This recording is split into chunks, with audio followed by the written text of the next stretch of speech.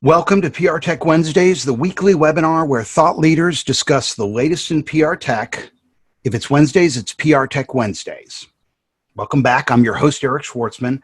I started this community last year to bring us together once a week to talk about developments in marketing and PR, but the pandemic has rapidly propelled our growth.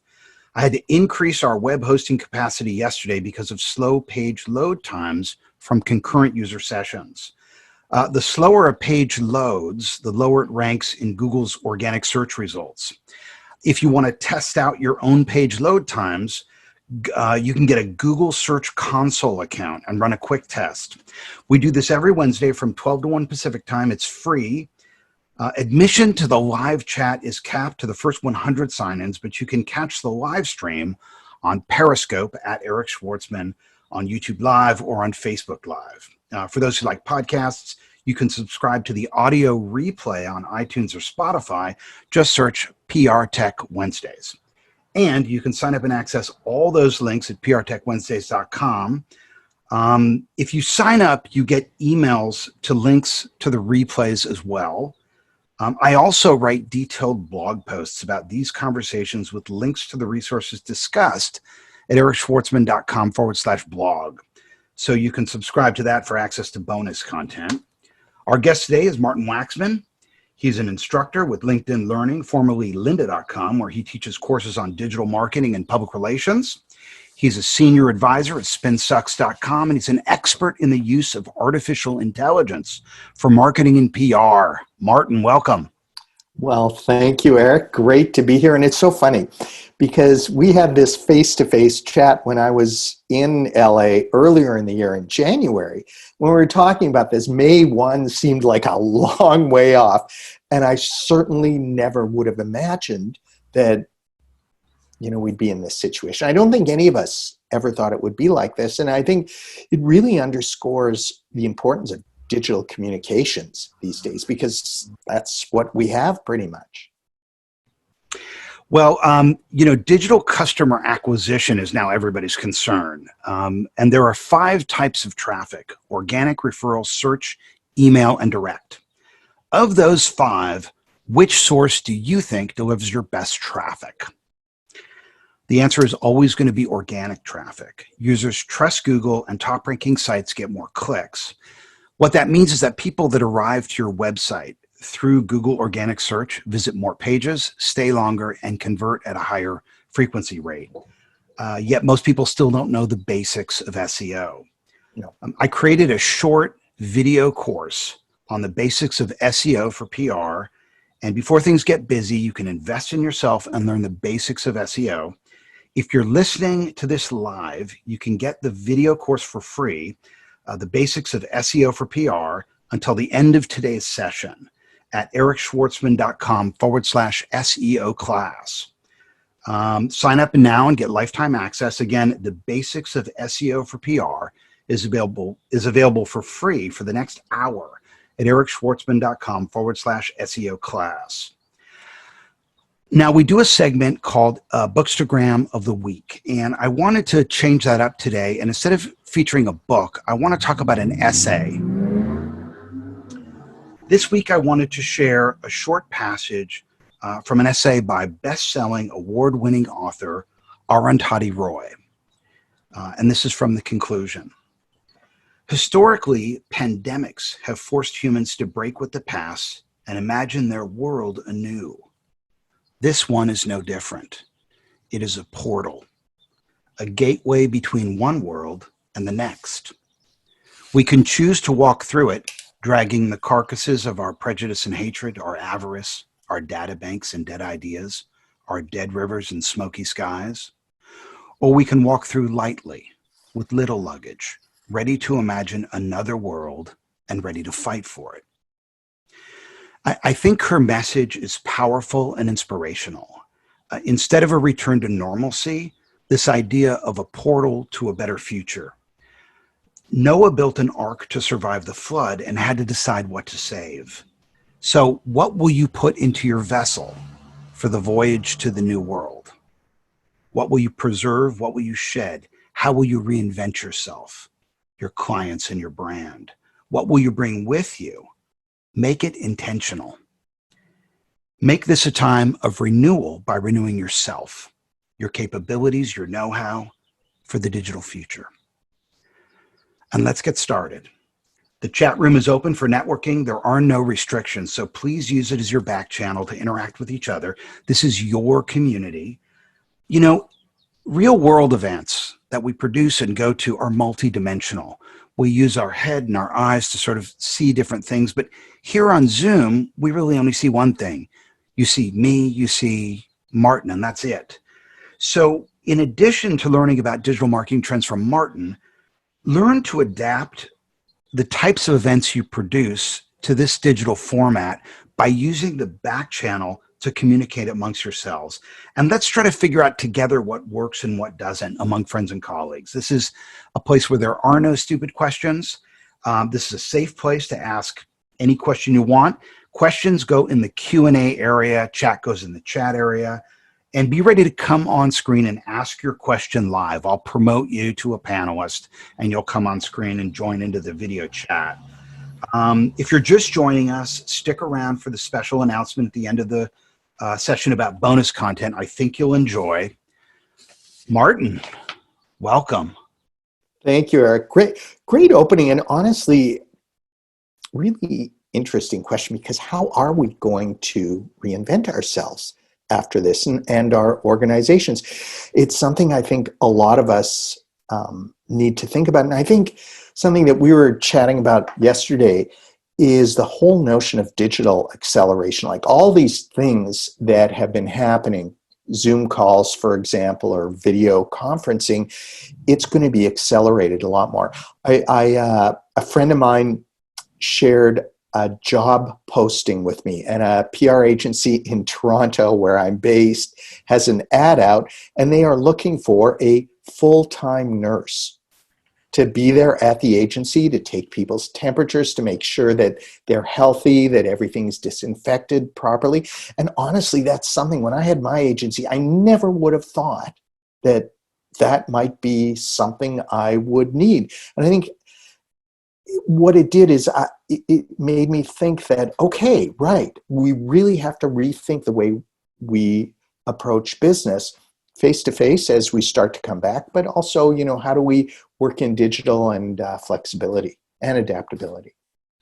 You know, it's funny. One of the things we do so often for our clients is try to promote them as thought leaders. And, you know, being a thought leader has risk because you have to lead with a thought. And if you lead with a thought, you could be wrong. Mm-hmm. Things are changing so quickly right now, but this really is an opportunity to offer leadership, to offer hope, to offer guidance, to offer direction. So just to kick it off, you know, in the world of digital marketing, you know, what are the problems that people want help with right now? I think in some ways they're the same problems that they always wanted help with, except, you know, if you think about it, you wrote this great post for Spin Sucks not too long ago about using Maslow's hierarchy of needs, but applying it to communications and startups and how they're growing. And I think if we look to Maslow's hierarchy now, that we can think that right now we're looking for some of the basics, food, right? Can we get food delivered to us? Are there safe places that we can buy it? So I think organizations, brands, agencies, consultants need to be more concerned about how what they do will address people's maybe more basic needs and hopefully lead them up the path rather than just focusing on, you know, hey, we're selling this or we're providing that, we can help you with this. How can you go almost a step before that and just be there for your customers? And it's not easy. My dad, I come from a retail background. My dad started and ran 2 fabric and drapery stores, and I worked there my whole life. And I learned so much about dealing with clients and customers from him because he approached his store as a community. And he was always there to help first. So help people, even if it meant he didn't get the sale that time. He was thinking much more long-term with those relationships. And I think that paid off for him. And certainly it will pay off now, thinking about, how we can use this moment of time to help customers. You can lead a horse to water, but you can't make him drink. But when you think about the narrative of digital marketing, it starts with generating some demand, getting people to go somewhere and take some sort of action that you want them to take, so that then you can develop them or nurture them and try to convert them into some sort of a revenue opportunity of some kind. Yet, so many of us come to that equation thinking really just about generating the demand. And then once we've generated the demand, oh my gosh, what are we going to do with it? We need a landing page. We need to learn that. So it's like if you were to walk early on into a room of folks looking at digital marketing and say, hey, I can help you with landing pages, they would say, well, we don't need that now. We just need to know how to generate demand, right? So in some cases, the landing page is sort of the known unspoken problem. And then the spoken problem is, well, we need social media. We need a way to generate demand. So when you think about the questions people ask in your courses and your interactions with clients and the things you write about and the things that rank, where are we with respect to known spoken problems and known unspoken problems?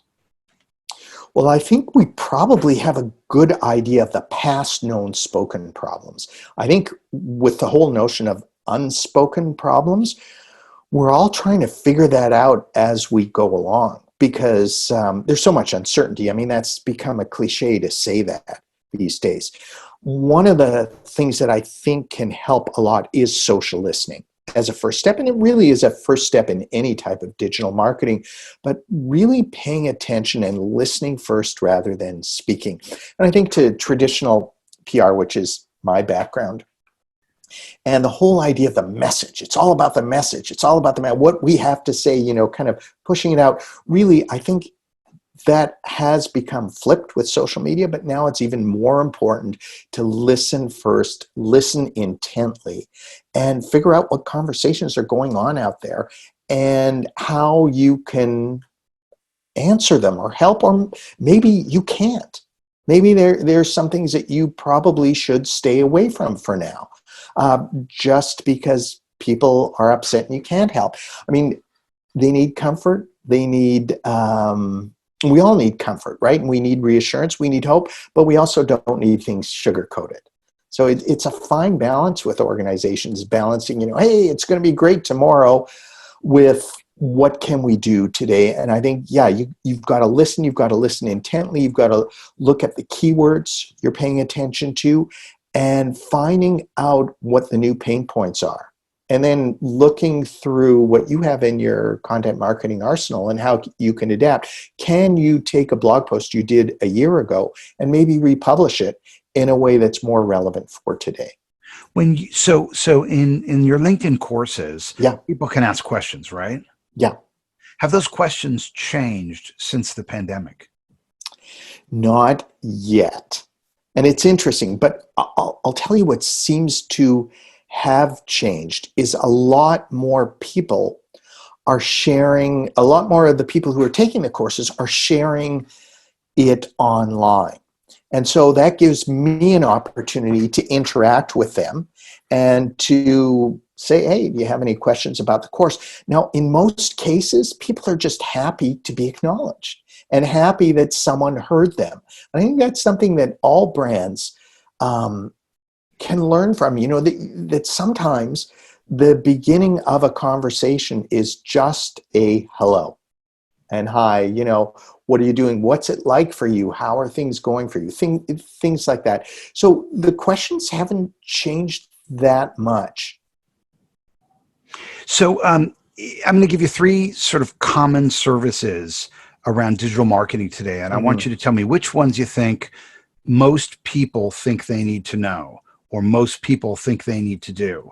Content marketing, social media marketing, SEO.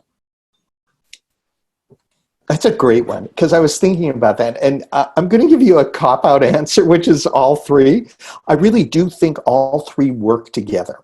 And if you go back to Ginny Dietrich's PESO model, which is paid, earned, shared, and owned media, and how you integrate all of that, content marketing and SEO, they really work together. I think, again, I said this earlier, it starts with listening and then having an idea about what people are looking for, and then trying to craft the kind of content that you're creating. You mentioned organic content. Absolutely. If you have the kind of content that people find when they type in a question, that's great, because all of a sudden you're being really relevant. I think understanding SEO, which is really changing and getting far, far, far more complex with with semantic search, which understands the relationship between words versus, what we used to have Boolean, where you ask a question and it will give you A plus B. So if you search for Martin Waxman, for example, in the past, you get Martin plus Waxman, and Martin Short, who you're probably familiar with, who's a comedian. There was a comedian in Canada, Al Waxman, and so they would always come up in search when you search for me. Now, Google recognizes that I'm a person, and in fact is using artificial intelligence to understand the context of my search even more. So that's why I think it's really important for us to understand search, not necessarily from an SEO specialist perspective, but from a content first perspective. How can you frame your content in a way that shows up for people because you're answering their questions? Things like Martin, when you look at sort of how well people in public relations understand these different concepts, content marketing, social media marketing, and SEO, how would you rank our industry in terms of readiness against those three? Do you have negative numbers here? Because I think we're below the scale. I think we're pretty bad. I think at content marketing, we're not bad. We're not bad at stories and content.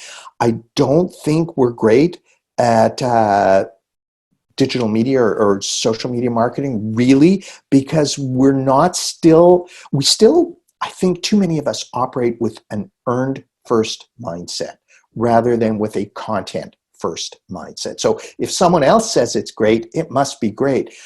Whereas really we need to shift that a little bit, know what needs to be amplified, understand the basics of amplification through paid. And I think in terms of SEO, we have blinders on. And I don't understand it, because from my perspective, SEO should be a function that PR handles. I really don't get it. And in fact, SEO firms call it, link earning, which sounds a lot like earned media. You try to get a more credible site, a site with higher domain authority, to link to you. What sounds sort of like a version of media relations. Like, why aren't we dominating that? Why aren't we coming up? I have an idea on that.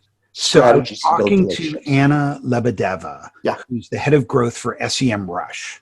Mm-hmm. And, in addition to this, I do a performance marketing podcast called the B2b Lead Gen Podcast. And the new episode is basically her opening her B2B content marketing playbook, telling us what works, what doesn't. SEMrush, I mean, they've got hard data. You would think that they would really know what they're doing. And she said something really interesting. She was talking about international digital marketing.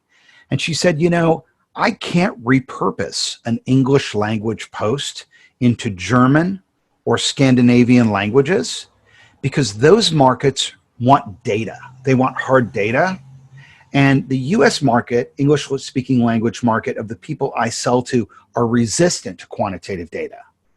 And if you think about sort of Western education, particularly in the US, there's two scores on the SAT. There's the math score and the English score. Yeah. And so we sort of think of ourselves as math or English people from a kid's based on how we score there.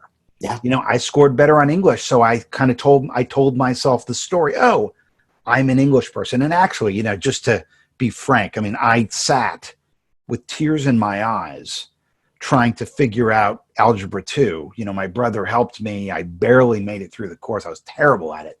But I understood geometry, because it's spatial, and that I got. And I get SEO. I get the basic ideas of it.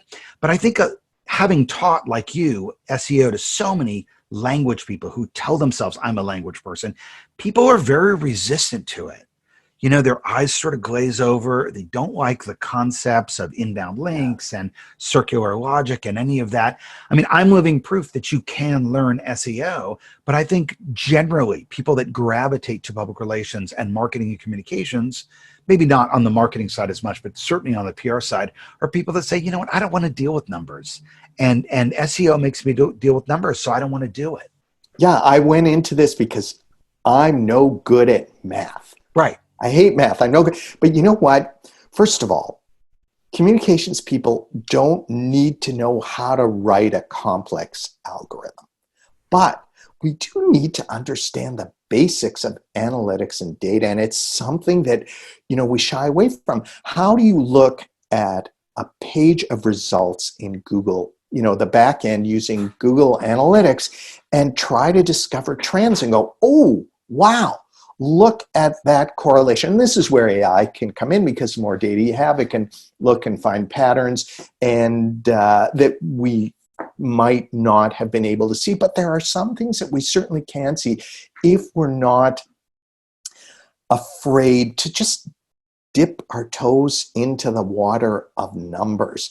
And part of that is just getting familiar with some of the basic tools like Excel or Google Sheets, and not using them for strictly critical, you know, for developing a critical path. For example, okay, this stuff has to be done. Like, let's figure out, you know, if you have these data points, how can you look at them? How can you find out what the mean is, or the median? What is the mean or average, you know, or the median, above which, you know, you have everything below that number is you know, it's the middle number where half is below and half is above.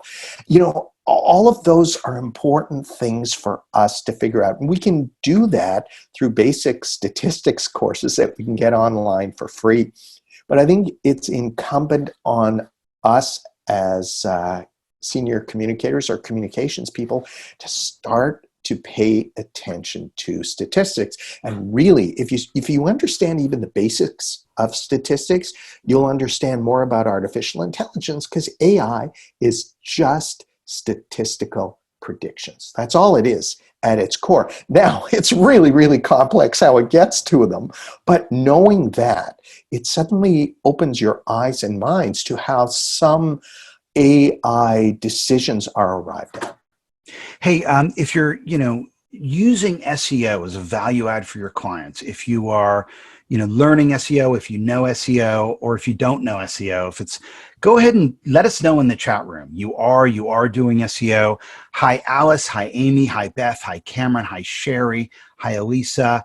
And welcome, a big welcome to Karen North. We have the head of the online communities program with USC Annenberg on with us today. Welcome. We have Jonna Burke on with us. Welcome, Hi, Jonna. So many others. I want to hear from you guys. You know, are you doing SEO? Is SEO part of your lexicon? Or is it like, you know, no, we don't do it because we don't get paid for it? That's another thing. I mean, people don't necessarily come through the door to a PR agency and say, hey, I want SEO. They go to an SEO shop for that. Yeah. So, and it's another job. I mean, you can't just, you know, write news and then not SEO it afterwards. Yeah, and it's a missed opportunity. I know Serena Ehrlich, who does content for Business Wire, one of the things she said in a presentation was that think about your headline as a URL. How does that headline show up as a URL or a permalink? Because that's how it's discovered. Something that a lot of us don't necessarily think about. Can I share one SEO tool that I'm sure a lot of people use, but it's just, I think it's one of the best ones around. You want to put it on the screen? No, just talk about it. Okay, Yoast. go for it. Yeah, go for it. Yoast, which is a plugin, a free plugin that you can get for WordPress. It is incredible because what it does is it gamifies SEO. You choose your keyword, and it'll tell you whether or not your keyword density in your post is good enough. It'll tell you about your headline. It'll tell you if you have written too many posts around that topic, or maybe you need to group it as a different category. It It's just great. And the way it gamifies it is you get these red, amber, or green dots. And so if you can get a post all in green, it's like, wow, I've optimized it for SEO. The other thing it does is it lets you change some of the things that really developers used to be completely responsible for. So the meta tag, for example, the meta tag, which is the little description that shows up when you search for something on Google, that little 140 character description, in Yoast, you can customize it, which is great. And a lot of times if you just search anything on Google and you see the page of results, those 2 lines, they don't really say much. And you don't have a lot of real estate to draw people in. So you can change that. You can change the SEO headline, different from the headline people see, because bots consume our content differently. Fantastic. So I can't recommend Yoast highly enough. And it changed my approach to SEO. Interestingly enough, last week we had Sarah Evans from Sarah Evans PR on, and she shared a number of different tools, one of which is called Ink for All. And Ink for All is an application you download to your desktop that uses artificial intelligence to help you write a post. And so you write your post, it recommends you specify a keyword, it tells you how long to write it, and it also gives you grammatical, spelling, and then editorial advice based on the difficulty of a sentence, that type of thing, consulting AI to help you do that, and then it saves it as a file that you can then drag and drop into Gutenberg, into an Ink for All block, and you can put your photos in there with your alt text. You can do everything but your featured image. You can even do your meta title, your meta page description, all that stuff. I want to get in deeper into this, but I want to start with just an overview of sort of the hottest digital marketing trends, because you have this course on LinkedIn Learning called 2020 Digital Marketing Trends. So what are the 2020 digital marketing trends? Well, first of all, a lot of them have changed a little bit because of COVID, not all of them, but there's been some readjustment. One of the trends that I would not have predicted, say in January, is the rise of virtual conferences, digital conferences, and things like this, these online webinars, which have been around for a long time, and in fact, a lot of us took these for granted, I think. It was something we would use. Hey, let's get on a Zoom call. You see someone face to face, but ideally you wanted to get together with people, or you wanted to have a conference with people right there. And you could never there was always somebody who was resistant. Yeah. But now even grandma's on Zoom. Like everybody's on Zoom now. It's incredible. Yeah, these family things. Now, you can also have Zoom fatigue, which is really real. It's everybody wants to get on these video calls. And so you have to balance that too. But I think that's a great benefit in that we all know this. And out of all of this, the first round of interviews that are coming up for, say, new people in communications or marketing, or people who just want to do a new job, they're likely going to be on video. So if you're not comfortable sitting here and just, blabbing on video, if you get, a little bit nervous when you think there's a camera on you or you have a mic there, you're not going to show yourself at your best. So this gives us this incredible opportunity to practice being good in front of a camera in very, very low stakes settings when you're talking to friends and family. Suddenly you get comfortable with this so that when you are presented with an interview opportunity, you can sit there and you can say, okay, look at what your background is. Now, I'm not the greatest at art direction. In fact, I probably suck at it, but I tried to position myself in a place where you could see, okay, there's a bookshelf behind me. There's like a diploma on the wall, my master's degree that I recently got that I'm so proud of. You can see there's this great photo here. I don't know if you can see it to my right, I guess that way, of typewriter keys, just a little bit of stuff to give a bit of personality, as to who you are, putting your camera up rather than having it down and looking up your nose. Those are all little tips. A little bit of lighting, all of those are things that we're able to learn now. And I think that's a big trend. Another one is the whole notion, and it's kind of related to this, of digital conferences. There are so many conferences. There are so many conferences that I wasn't able to attend because, the cost, where they were, you can't spend $3,000 to $5,000 to go to all these conferences, but having them digital. I mean, I was at the Martech Con about a week and a half ago, which is this great conference. I've always read the posts coming out about it, never been able to attend. I see the new marketing technology landscape that's even more complex than it was a year ago. Fantastic. Or someone named Amy Webb, who runs something called the FTI Future Today Institute. She's a futurist. She usually presents her report at South by Southwest as one of the keynotes. There was no South by Southwest this year, so you could sign up for a webinar and interact with her as she presented some of her trends. And that is just, it's a great thing. So what are they, Martin? What are the hot trends for 2020, digital marketing trends? So I think AI, certainly, webinar attendance has become one. Artificial intelligence and really understanding what it does and how it can work for your business. So you mentioned that Ink for All tool. There's so many other AI tools that are coming out that we can start to use and try. There's a great tool that I like.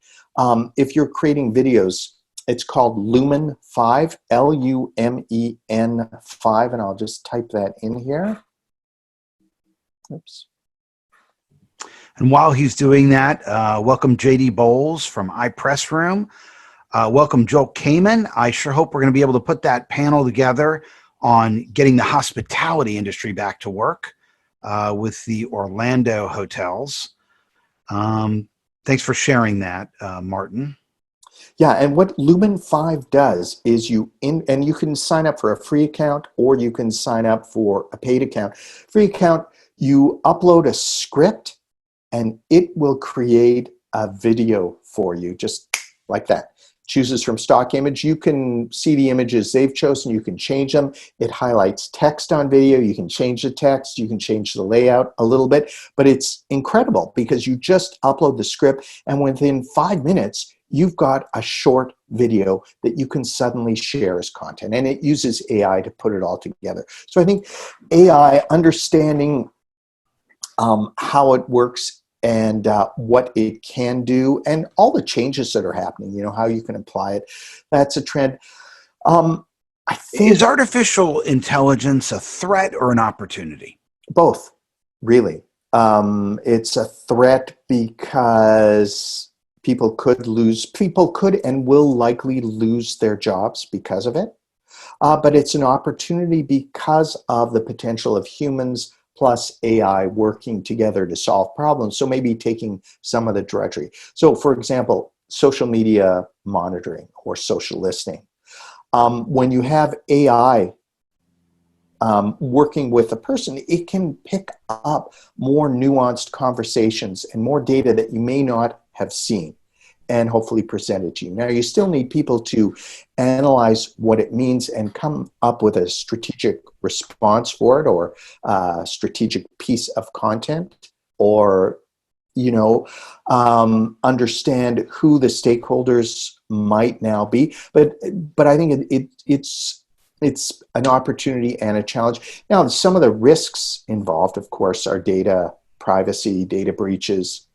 I teach as an adjunct at a school here, a university in Toronto, and they just had a data breach a couple days ago and all their systems went down. So here you have this university that had to migrate to online learning because of COVID and all their systems went down. So data breaches, privacy is one risk, and data bias, getting results that you think are real but may be skewed. So I think the whole idea of viewing AI as a potential partnership is something that it's a good way to look at it. knowing that you are likely going to have to reskill or upskill. What are some practical I think another applications? trend is the whole notion of human AI agent relationships. So the relationships we're going to have with artificially intelligent agents and how that is going to change communications and trust. That is something I've done some research in, and it's pretty interesting because if you think about it, if you're in a car with a friend of yours, say, after all this is over, and you've got directions to go somewhere, and Google Map tells you the best route or Waze, and your friend says, hey, I've got a better route. Who do you believe and who do you trust more?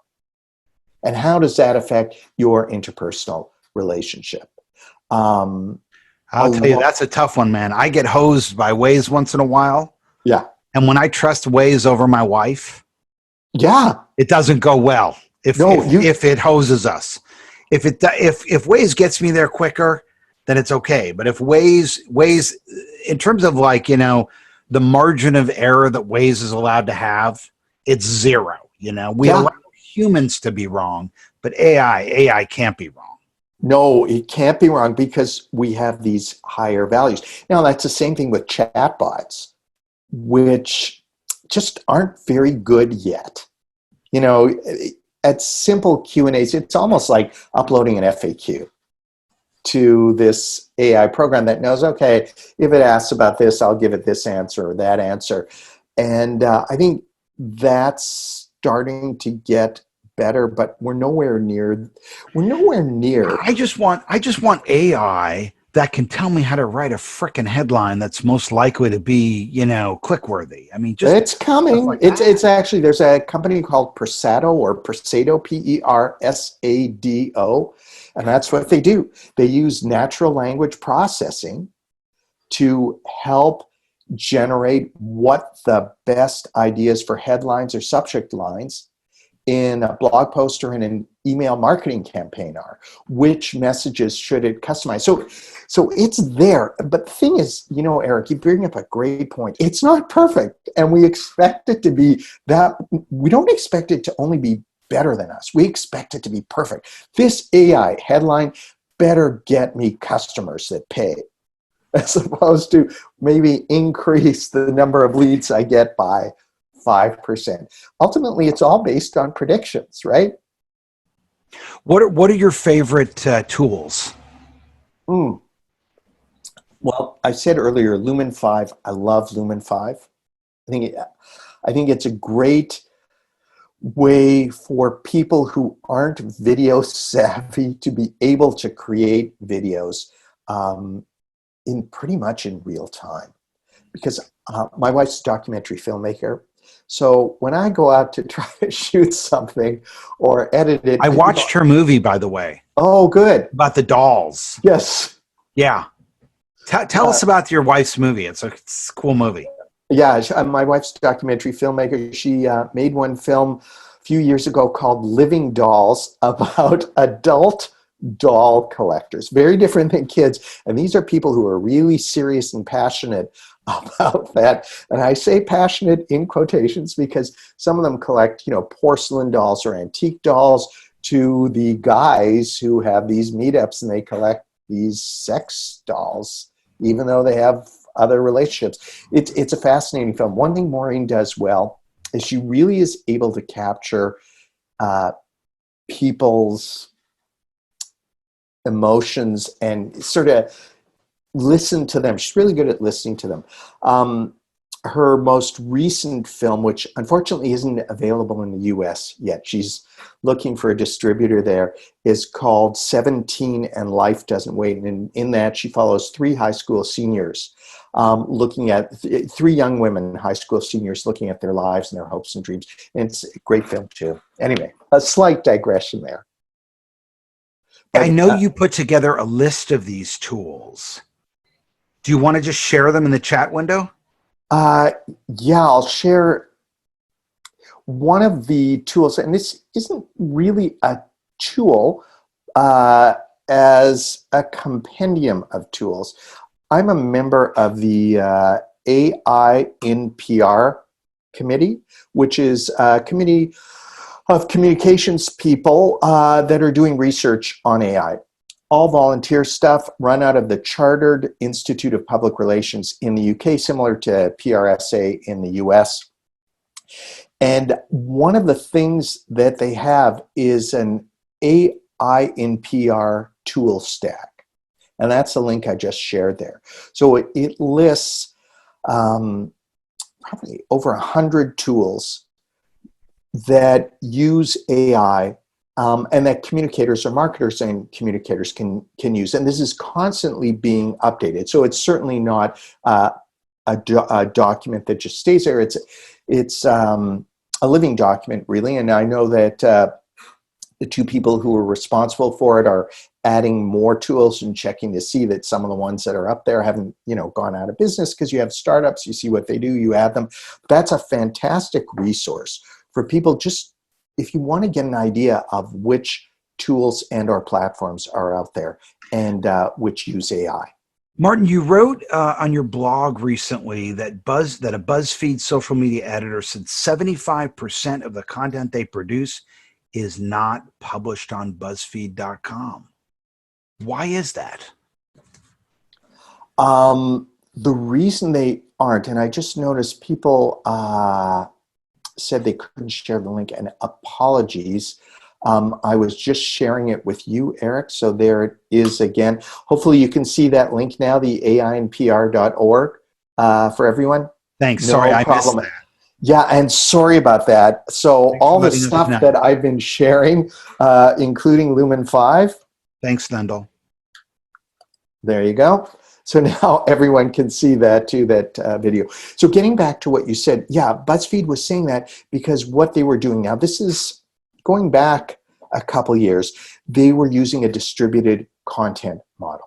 So they were publishing a lot of content on Twitter, on Facebook, certainly on Facebook, because Facebook was the big driver of traffic, and using that to engage with people and hopefully ultimately drive them to their sites. But they didn't only need to drive people to their sites. They were using their social platforms and gaining revenue from, Facebook, their Facebook page, for example, when they were doing that. Now, I imagine they probably have had to shift that a little bit since Facebook changed its algorithm and how it ranks content and how paid content really, Facebook's a pay-for-play platform. We know Let's that. talk about that change really quick, because there was a pretty major change in October when Google announced BERT, which is sort of a new way of assessing the quality of a page computationally.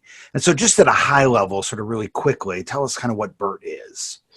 Well, what BERT is, and I can tell you what it stands for because it took me about a week to memorize what BERT stands for. It stands for Bidirectional Encoder Representations for Transformers. So that's what BERT is. A quick way of explaining what BERT does is, do you remember the game Mad Libs? Sure. Okay, so in the game Mad Libs, you had a phrase and you had a number of blanks in it. So it could be solved in any of a number of different ways, and you had to kind of look forward and backward and forward and backward in a sentence to solve it. That's kind of like what BERT does to content. So if you have a search question or a search query, Google's BERT algorithm will look forward and backwards to try to understand the context that you're looking for. So for example, if you're searching for espresso bars near me, when we can all go out for an espresso, hopefully in the near future, what Google might surface is a coffee shop that doesn't mention espresso, but mentions that they serve blended coffees or cappuccinos, and make that connection. It's really quite fascinating how it's able to use, again, more complex deep learning algorithms, which have more levels of associations and better predictions to try to grasp the context that we're looking for. And just as a quick aside, Google's BERT algorithm is part of an AI coding convention called Muppetware, and I'm not kidding here, where these coders get a kick out of naming their algorithms after Muppets. So BERT is one. There's a Grover AI. There's a Big Bird. Can't tell you what all of those stand for, but it's kind of a funny little coding in joke. Anyway, what BERT does is it understands context. So what that means is the quality of our content is more important. We have to understand, how we can structure it and create it so that we are answering a question and getting to what Google refers to as, result zero, that featured snippet at the top of posts. But there are challenges with that too, because you get to that featured snippet point, which is great. But oftentimes those 3 lines are all people want. And so they won't click to your site. So you get the benefit of you are providing them with the information, but not the benefit of that click, which is what you want, to drive people to your site, as you said, with organic traffic, get them in there and hopefully be able to answer their questions and help them. And also in that way, make some money by moving them down, the marketing funnel. How do you generate traffic from the social web? What are some best practices for public relations and marketing people to drive organic traffic from the social web? Well, I think it starts with your brand character and brand personality. And that's really, really important. And then figuring out how to come out with, the types of content that actually catch people's attention. So you want to be conversational. You want to maybe have a little fun with them. If you're like Wendy's, for example, Wendy's is a great account on Twitter that has a sense of humor that you wouldn't expect necessarily from Wendy's when they are in there. One thing I noticed, there was a YouTube video, and Eric, I will share the link with you for the blog post that came out where someone took a number of COVID commercials and edited them all together and found that brands were saying the same thing over and over and over again. We care, we're here for you. And, and when you start to hear them all together, they become a cliche. And I think it's because brands abandoned their personalities and felt they had to go into that caregiver brand archetype, which is, put on your coat, it's cold outside. Don't forget to drink lots of water. They had to seem more caring, which is important, but they can't give up their brand voice. I call it SWAC, stuff we all know. Yeah. COVID is not an excuse to spam the world with stuff we all know. And unfortunately, people feel a responsibility to enter into the conversation, to look conscientious. So they send you a frickin' link to the SBA or the CDC. And, I don't need you to tell me to wash my hands. You can, if you're going to do that, don't do it via email. You can do that on social. You can do it via inbound. You can put a hello bar at the top of your site. We're seeing a lot of that, and I think it is the pressure on communicators, mostly at mid to large size companies, who feel like, well, I have to do my job here. I have to say something to show that I'm aware and not, tone deaf. However, they slip into thought repeatership mode rather than thought leadership mode. Yeah, that's a great line. I'm going to remember that, thought repeatership. And it's so I just wrote a piece about this for a Muck Rack that published yesterday. I'll post it to the chat room. Oh, that's great. Yeah, I look forward to reading it. The idea of it is, if you want to do something, be creative. And this is where our human minds are still so important. How do you be creative? And maybe if you can't be creative, it's time to be quiet and figure out what you can be creative about, as opposed to just saying, I really care about you. Oh my gosh, this is a challenging time. It's unpredictable. The word unpredictable, we can't use it anymore because it's become one of those cliches. And yet, how do you describe what we're feeling? And part of that goes back to figuring out, okay, how is my organization feeling? How are my employees feeling? And how can we turn that into a story that will hopefully connect with our customers, our audiences, our stakeholders, rather than just repeating that SWAC message. Yeah, stuff we all know. What I had said was, first listen, then respond. If you're not a first responder, you don't need to be doing outbound communications. Is it SWAC? Is it stuff we all know? If it is, you can go ahead and post it on your website or put it in social media, but don't send it out in an email. I mean, I feel like I've gotten emails from everybody who had me in a database for the last 20 years that I've never heard from, are all of a sudden sending me emails about, how they're telling people to wash their hands. And they care. They care about right now. Is it new? Is it in character? Is it customer centric? Is it brief? Yeah. Now I'll tell you what I've done. I've unsubscribed.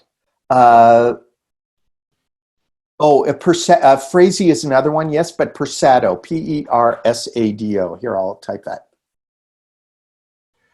The AI engine for subject headlines. Yeah, Phrasey is another one. Yeah, I'm excited to check that out. If for those who are listening, I've been making notes of all these different conversations of people's preferred tech PR stack. And so I'm going to get Martin's, I'm going to get the one I got from Sarah Evans and the one I got from Anna at SEMrush. And I'm going to do a post on the blog probably this week. So if you want to get that, go to ericschwartzman.com/blog and subscribe, and I'll do a post with all the different tools and links to everything. Can I give you one tool that almost feels like an old school tool these days, but I love it. It's so great. Evernote. I love Evernote. Love it. I love Evernote. You pay for the premium? Yes, I pay for the premium. It's on my phone, it's on my tablet, it's on my computer screen. And I just find, one, it's great. I used to have all these notebooks. I was an incessant note taker, at meetings. And so I'd have bookshelves full of notebooks with notes, but I could never find anything because those notebooks aren't really searchable. With Evernote, oh my gosh, you can find things. I put ideas down. I start writing posts, on my phone. If I'm traveling somewhere, switch to my computer. It really works for me. And, everyone likes their own note-taking package, but Evernote Premium, I just think is great. One other resource, this is a great book if you want to learn about AI and have a fun read. It's called You Look Like a Thing and I Love You. It's by Janelle Shane. Janelle Shane is a great title. I know. Well, what she does is she explains AI and predictions and narrow AI's limitations in really easy to understand, fun and funny language.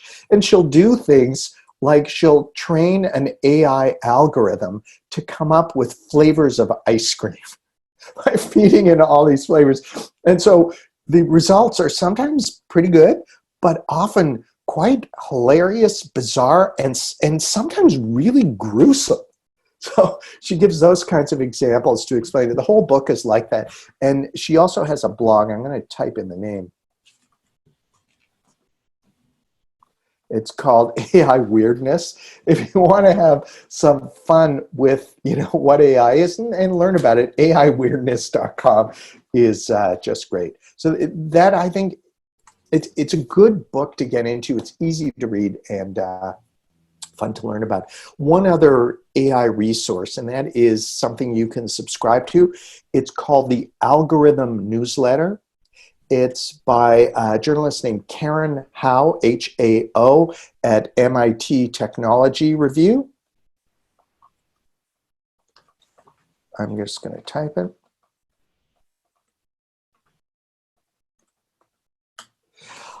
What Karen Hao does is and you can find it just by going to MIT Tech Review and search the Algorithm Newsletter. Every Friday, she writes and or curates these stories on AI from an ethics perspective or a more humanist perspective, not necessarily from a tech perspective. Now, when you start reading it, you'll find there are some words you have to look up just because it can get a little bit technical. But after about a month or so, you'll find it really interesting because she looks at some of the bigger questions. And really, those are the questions that marketers and communicators need to be thinking about. with regards to ethics, with regards to bias, and also with regards to the whole notion of how the AI transformation across enterprises is going to change organizations' culture. Because as you replace more people or more tasks, say, with machines, what are people going to do? How are organizations going to train them? And how are you going to ensure that the culture that you built up over years stays the same when people are just living in constant fear that they're going to be gone because of a bot or an algorithm or something like that? So interesting questions and important ones. Lyndall, thanks so much for posting that link. I appreciate it. Yes. So I want to wrap this up with a discussion about online training. Because, even in the world of public relations, training has often been a way of making a market. SAP has been very aggressive on the use of training to make a market for new technology. So it almost becomes part of the public relations campaign. So what I'd be curious to know from you, having now authored, I think, half a dozen courses with LinkedIn Learning, can you give us some sort of courseware authoring do's and don'ts? Yeah, and again, it comes back to, and it is probably a swag thing to say, but it comes down to what does your audience need to know? And then how can you explain it in a way that's helpful and that isn't speaking down to people, but still explains it in a conversational way? Performance is really important here. What's your delivery? Because if you're just monotone, people just get bored. So how do you keep the energy up? How do you smile? How do you show that you care in the tone of your voice? And that's not necessarily easy to do. Something else that LinkedIn Learning does, I think, really, really well is rather than having a course that's, a half hour or an hour long webinar and you do these hours, they break it up into 3 to 5 minute segments. So you know that, okay, I've got 10 minutes, I can watch 2 of these. Or I've got an hour, maybe I'll watch 5 or 6 of them. And I think that's a really important way of doing it. Certainly for the teaching I do, and I teach social media at a number of colleges and universities, both in class and online. And in class, you're there, you got your 3 hours of time and you got people's attention. While online, you don't have that. So how can you slice and dice it in a way that makes it user-friendly? I think shorter is always better, but making sure that you have some sort of link from one to the next. So there is a progression, and it's not just a set of, here's one, here's another, here's another. What is that bigger story arc? Story arcs really come into play too. That's interesting. If you haven't secured free access to my Basics for SEO for PR course, you still have a few minutes to do that at ericschwartzman.com/SEO class. So, as sort of an added bonus to people who attend live, the course is free while the class is live at ericschwartzman.com/SEO class. A special thanks to Flux Branding, a world-renowned resource for defining your visual brand.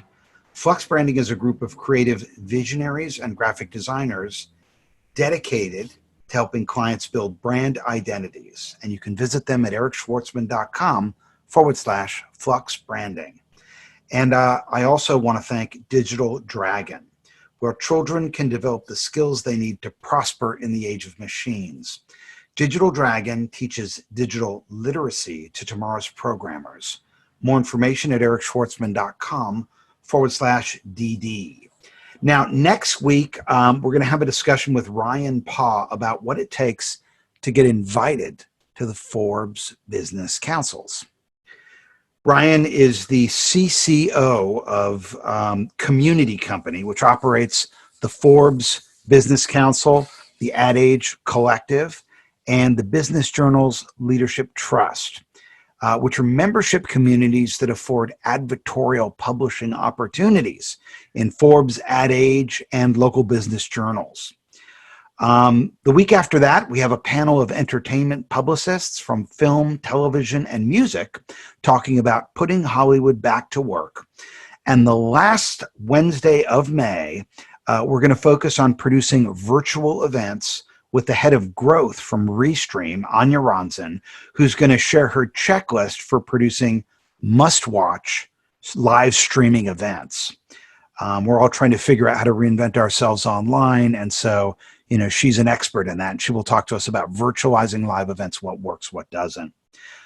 If you're watching this on Periscope, on Facebook Live, or YouTube Live, you can ask questions and participate in the live chat every Wednesday. Just sign up at prtechwednesdays.com. You'll get updates about future guests and emails with replays if you miss the live event. And if you're a podcaster, if you enjoy podcast listening, you can get us on iTunes or Spotify. And please help us grow our community by leaving a review and subscribing. You can sign up for bonus content on the PR Tech Secrets blog at ericschwartzman.com/blog. This has been Eric Schwartzman and Martin Waxman. We'll see you at the next PR Tech Wednesday.